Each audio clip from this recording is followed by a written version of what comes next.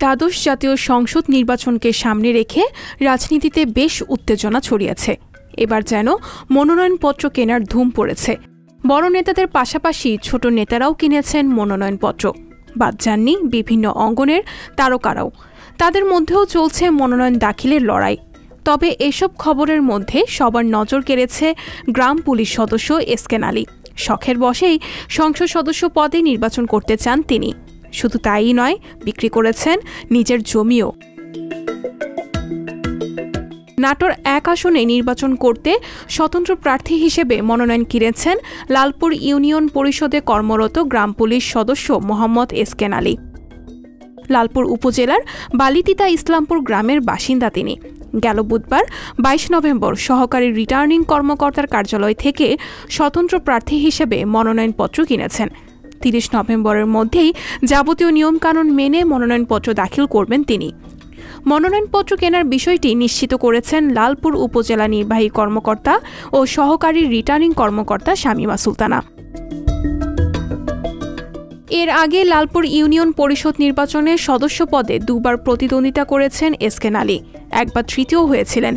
এছাড়া একবার উপজেলা পরিষদের ভাইস চেয়ারম্যান পদেও প্রতিদ্বন্দ্বিতা করার জন্য পোস্টার ছাপিয়েছিলেন তিনি।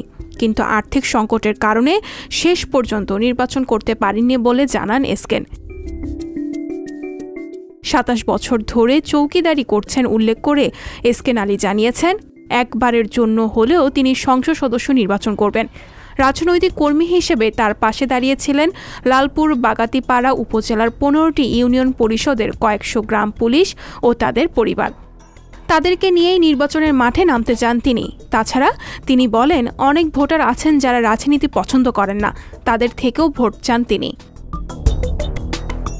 সংসদ নির্বাচনে মনোনয়নপত্র কেনা ও প্রতিদ্বন্দ্বিতা করার খরচের বিষয়ে জানতে চাইলে এসকে আলী বলেন, তার অল্প কিছু জমি রয়েছে, সেখান থেকে ১ কাঠা জমি ২.৫ লাখ টাকায় বিক্রি করেছেন তিনি।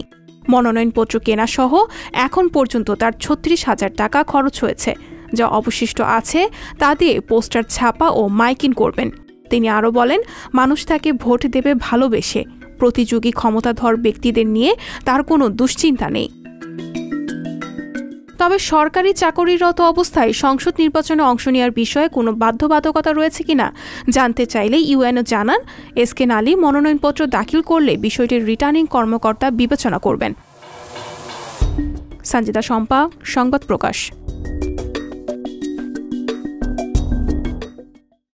সংবাদ, ফিচার ও অনুষ্ঠানের জন্য ভিজিট করুন সংবাদ প্রকাশের ওয়েবসাইট এবং যুক্ত থাকুন ফেসবুক পেজ ও ইউটিউব চ্যানেলের সঙ্গে।